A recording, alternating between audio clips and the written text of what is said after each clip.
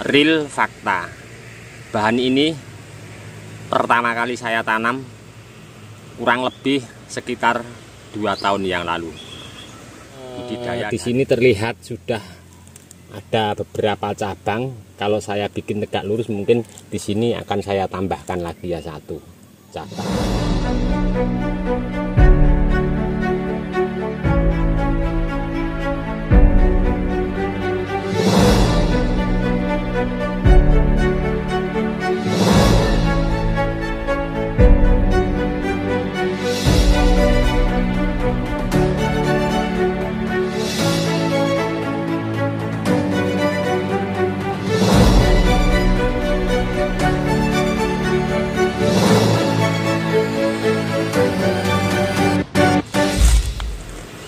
Assalamualaikum warahmatullahi wabarakatuh. Jumpa lagi bersama saya di channel Bonsai Gembong. Kali ini saya mau review untuk bahan bonsai waru ya. Real fakta. Bahan ini pertama kali saya tanam kurang lebih sekitar 2 tahun yang lalu. Budidaya dari cangkok. Biasa teman-teman kalau lihat pohon biasanya cari inspirasi yang sudah jadi dan prosesnya seperti apa. Kali ini saya mau berbagi inspirasi ya untuk proses awal nyampe saat ini dan nanti apa yang saya mau kerjakan. Nyampe bahannya terlihat di belakang saya, nyampe kondisinya seperti ini. Oke, langsung saja ke bahannya ya. Sebelum nanti saya mau melakukan proses tahap lanjutan, di sini saya mau kilas balik untuk proses bahan ini. Nah, terlihat bahan di sini masih los pucuk. Dan untuk batang utama nampak ya. Untuk ada beberapa luka pada batang utama itu bekas potongan cabang-cabang setelah beberapa bulan yang lalu saya lakukan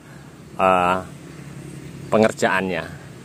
Kenapa ini cabang-cabang saya buang? Karena pengen untuk cabang-cabang yang di bawahnya cepat untuk pertumbuhannya. Karena apa? Di saat cabang di bawah kita mau menyuburkan, sedangkan cabang di atas menghalangi daripada sinar matahari tembus ke bawah, cabang di bawah akan sulit ya untuk berkembang. Terlihat di sini ya, sudah lumayan untuk lingkar batang ini ya sekitar hampir 80-85. Proses awal dari 2 tahun yang lalu sekian besarnya, kira-kira sejari ya. Sudah saya update untuk teman-teman. Awal tanam nyampe proses saat ini nanti saya mau kerjakan. Teman-teman bisa simak linknya di bawah deskripsi atau teman-teman bisa komen-komen. Nanti kita sharing. Nah, untuk bahan ini awal pertama kali saya membuat ngepen, saya lakukan pecah batang. Soalnya awal tanam ini cuman saya urai begitu saja. Nah, setelah saya lakukan pecah batang, kemudian saya lakukan tahap lanjutan untuk pembesaran batang utama ini dengan cara melukai. Terus secara bertahap beberapa kali ya ini saya lakukan untuk membuat ngepen besar pangkal batang di bawah nyampe di sini biar atasnya mengecil. Ada teknik-tekniknya bagaimana cara membuat alur agar pohon ini menjadi ngepen. Ini saya rasa sudah cukup ya dengan karakter seperti ini. Walaupun belum sempurna untuk pembuatan karakter tuanya, masih ada beberapa luka yang mungkin menutupnya belum sempurna, tapi nanti seiringnya waktu dengan kita proses di bawah nanti pasti akan mengejar ya. Yang penting atas masih los. Nah, karena apa? Saya sendiri pengen seperti halnya teman-teman yang sering dongkel di alam ya. Kalau ketemu bahan yang bagus, yang maksimal, akar di bawah bagus, terus mempunyai batang karakter tua, tentunya kalau atas ada yang oper, bisa kita nolkan ulang lagi. Itu akan mencapai suatu yang nanti kita inginkannya. Tapi setidaknya kita kalau di lahan dengan proses kita bisa treatment secara bertahap karena ada pengontrolan setiap saat ya. Seperti cabang di sini besar, ini sudah saya press tapi masih saya kasih spasi agak jauh. Ini ada beberapa cabang yang masih normal ya, untuk membantu nanti membangun di bawah. Nah, pas penekuan ini juga sudah saya update juga, tapi untuk ke depan rencana ini untuk naik ke atas ya, untuk terusan, tapi kita belum tahu. Nanti saya akan fokus dari sini ke bawah dulu maksimal, baru nanti kalau setelah maksimal mungkin akan saya lakukan pengepresan di atas. Oke, seperti apa saya mau cek untuk akar ini. Nanti apa yang akan saya lakukan juga belum tahu ya. Saya mau langsung bongkar dulu untuk media tanam di sini.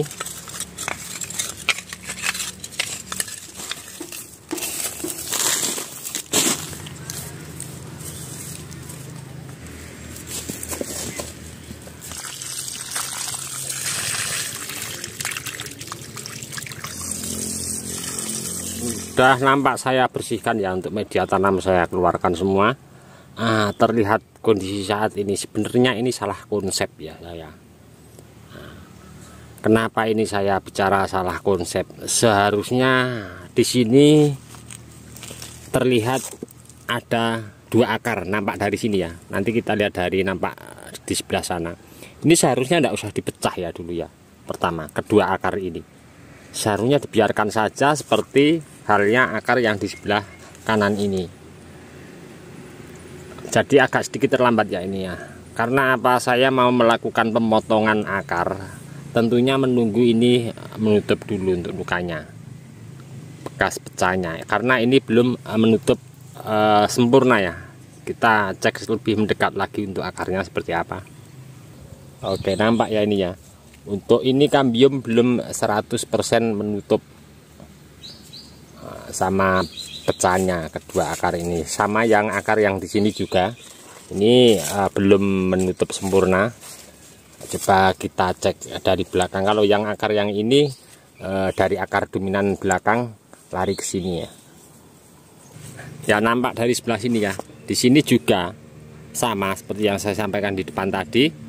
Sebenarnya ini tidak usah dipecah ya kedua akar ini, tapi karena sudah terlanjur saya jadi sedikit terlambat untuk membuat pecahan anak cabang akar. Karena dimana di saat kita mau melakukan press atau pemotongan akar, membuat anak cabang akar, di sini pecahannya kambium belum menutup sempurna.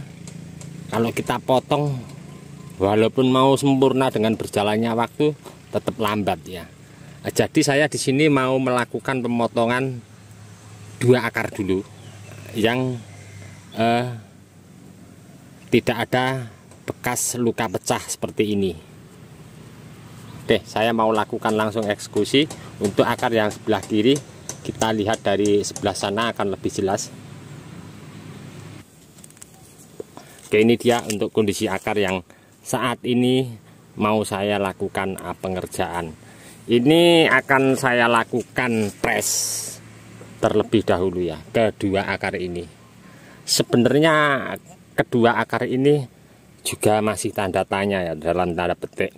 Nanti kalau kita seandainya press sekian punya pecahan anak cabang akar, kedua akar ini anak cabang akarnya akan bertabrakan ya. Mungkin akan saya pakai salah satu, mungkin ini yang dibuang, tapi bisa juga dengan kita nanti mengkondisikan, kita potong ini mempunyai pecahan 2 anak cabang akar, dan di sini bisa juga dipakai kita potong.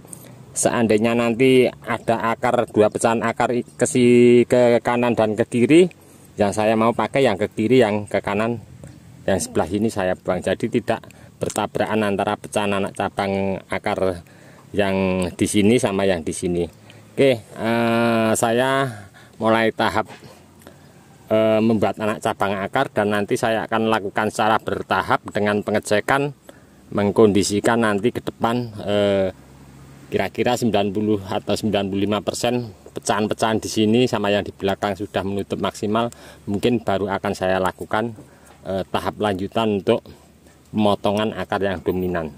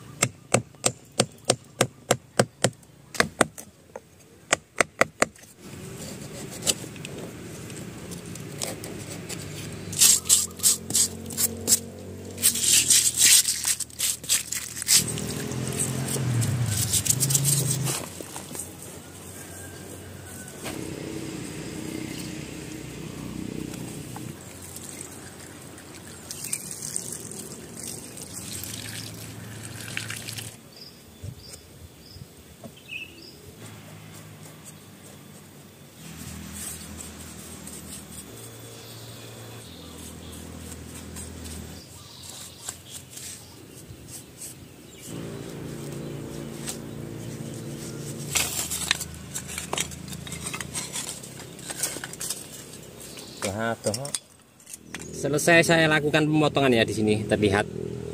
Setelah saya lakukan pemotongan tadi, saya rapikan pakai pahat sedikit miring dan saya geser pepetkan sedikit ke pangkal batang utama. Nah, setelah itu saya sikat bersihkan keseluruhan batang utamanya sampai di atas, sama bekas luka ini tadi sudah saya rapikan pakai cutter.